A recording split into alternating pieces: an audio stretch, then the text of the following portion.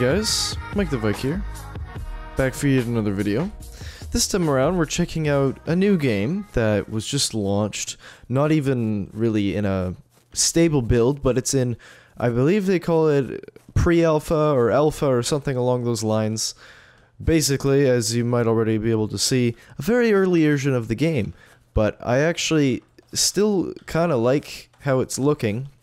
And so I thought I'd show you what it is. This is Hurtworld, by the way, if you haven't heard about it. If you quickly want to have an idea what this game is about, it's a survival game. You could relate this to Rust, obviously, maybe even a little bit of Daisy, but I would say this is probably most relatable to Rust, which is, of course, why I thought I would give it a try. Now, what made this game interesting to me, and it was immediately just from looking at the gameplay demos, it seemed to have a lot more of a focus on good PvP.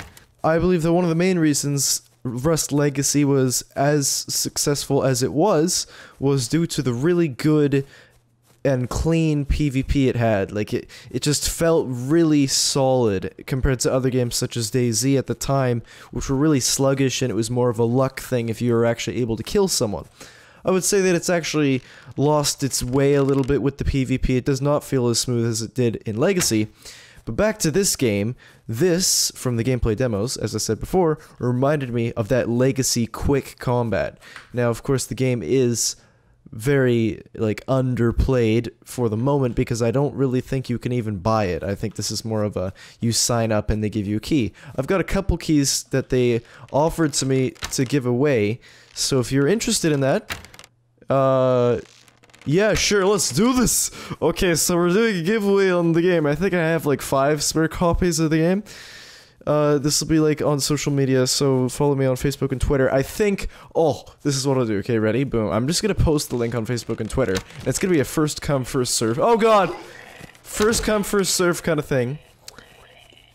Wow, that sound is amazing. Anyways, link for that will be in the description. I don't know, maybe that's a bad idea, but we'll see. Jesus. Good god, I thought this was a PvP game. What? Oh god, okay, I regret everything. Jesus, honestly, this is bad. Just run. Yes, run along now. That's right. Oh, I got one. Oh. So I just did a quick restart of my game to get rid of that diamond weird graphical glitch. Seems to be gone, so that's good. So one of my first observations of the game is just how simple it is. Like, they really did kind of cut it down to the basics of survival games. At least that's my first impressions. It just seems all very simple, and even in this early state, like, I hope they don't fill it up with all these useless things, because for the moment, it seems, I can only describe it as very simple, and that's not a bad thing. Simplicity is excellent. So this game, of course, like many other survival games, does have a day-night cycle. However, I've only played this for a few minutes, but I have been through a few days, I believe. But the day-night cycle does seem to be reasonable. Like, it's not nighttime for days. You know, it's not like regular Rust where I'd say it might be even a little bit too long. And it isn't pitch black either. I'm easily playing and seeing, even though it's nighttime. Then again, it is a full moon. I'm not sure if there are variations in the size of the moon, like how much is showing. There is also a temperature thing. Like, again, it's just got all the obvious things that need to be in a survival game. You know, you got your food and water. You've got temperature, which you need to be close to a campfire to stay alive. I'm not sure about the whole user interface yet, because again, this is our first few minutes of the game. But this obviously would be your health bar. But there's some timer thing, so 6 minutes. Does that mean 5 minutes until I die? I'm gonna gamble that that's what that means when it says 5M. But I mean, yeah, you've got your resource nodes here from these. You know, it's Rust, really. If you know Rust, you'll very easily pick up this game. Here's a quick look at all the things you can craft for the moment. There is no blueprint system as far as I can see. You can craft everything right out of the gate. I don't know if I like this or not. I think it's cool. It'll just have to be really hard to get the resources, I guess, because in Rust, they divide it in that it's hard to not only get the resources, it's hard to get the blueprints too, but this could be difficult enough. I guess we'll have to see. But as you can see, vehicles are in the game. They have the goat builder, apparently, and that is a quad bike. Although I remember seeing a ATV thing, or sorry, not an ATV, like a Land Rover. So maybe there is a blueprint system, but I thought there wasn't.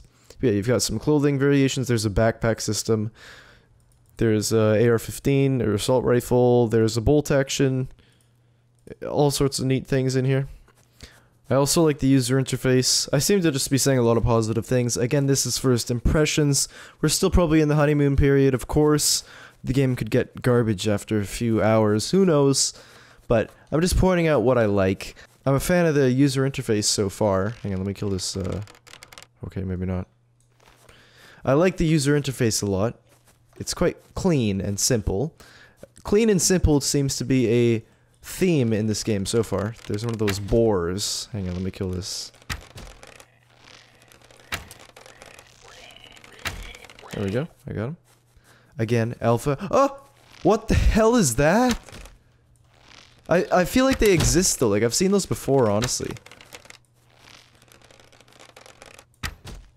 Oh, dude. Oh, man, I got them. I got them both. Okay. And you don't have to gather the resources from them, like they just drop on the ground. I like that. But back to the user interface.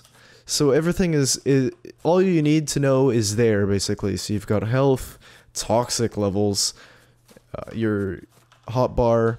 So, for example, just again, the simplicity, you can see, so here's the weapons that are available for crafting, as I pointed out before. But if you want to know, for example, how much damage the item does, you don't have to go do comparisons yourself. It just says simply, this bow does 35 damage, it shoots 100 meters a second, does 35 player damage and 35 creature damage. Boom, done. Now you want an upgraded bow? It's the hunting bow. How much damage does it do? 35 damage, 100 meters a second. So that's the same. But it does, as you see, 70 creature damage instead of the default 35. So that's an upgrade for hunting. Then you're like, oh, what's the bow of punishment? And then you'll see again, 70 creature damage. Wait, my bad. Now you'll see 90 creature damage and 35 player. Just a really simple user interface and just easy to understand, I feel anyways. And just a quick explanation of that. Basically, you press tab to access your inventory. These are different armor slots, and there's a backpack so you can carry more inventory slots. But to craft some of the first things that you need to make, just go to the handcraft section. This is like Minecraft, where these are things you can craft on the go. So I can craft a workbench, a campfire, an arrow, a torch, and a flint hatchet. These are all basic items in the game, and they'll get you going. If you want to build anything further, you'll need a workbench, and you'll see a lot of these sprinkled around because everybody needs one. And workbench can be crafted by default. It's not very expensive, 20 wood.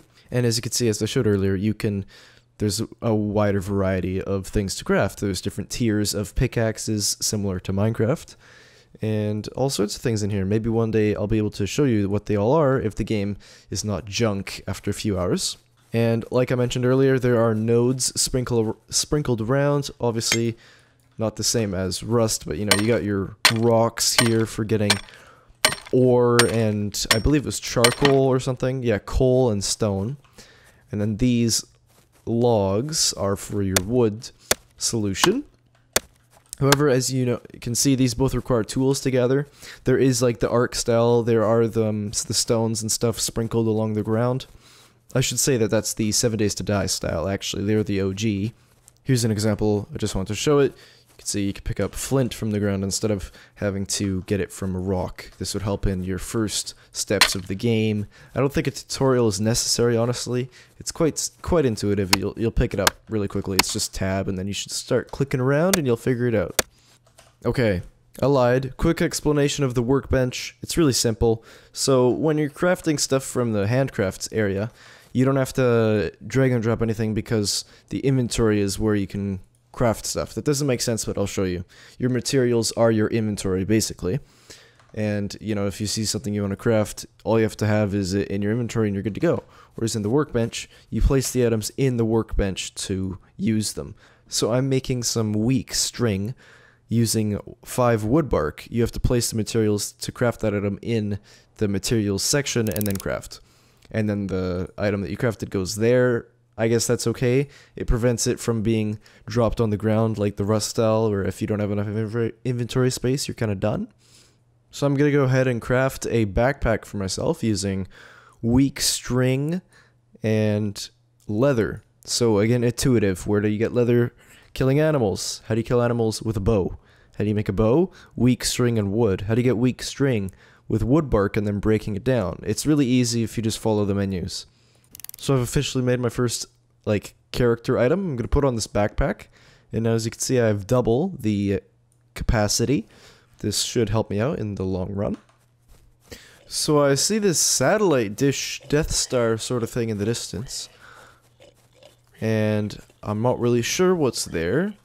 I didn't really know that there were red towns in this game, so maybe this could be something along those lines. Although I am running into a lot of hostile animals, so that's not good.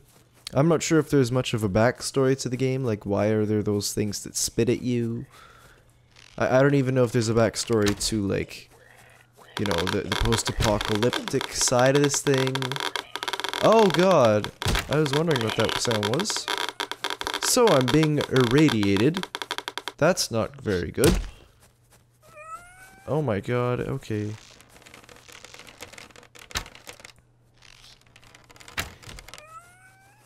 Oh my god, okay. I'm out of arrows. And there's 2 of these, like, spitters coming after me. I like that there are these... So hungry. What? I just spoke? Okay. Interesting. Well, that's... Thanks for letting me know that, I guess. I'm very hungry. Apparently I talk to myself in-game. That's good to know, I guess.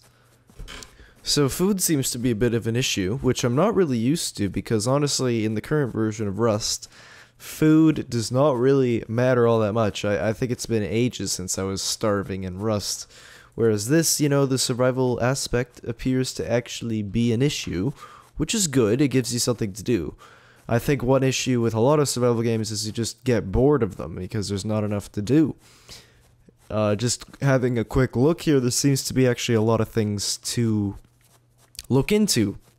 So whether it be building a base, or even vehicles, which seem to be an aspect of the game, or weapons, or C4 to raid other bases, or checking out those rad towns. I don't know, maybe there's something special in there too. So I think that's going to be the end of my first episode of Hurtworld. I think it certainly has some... I know this word has been overused 600 times. It has potential.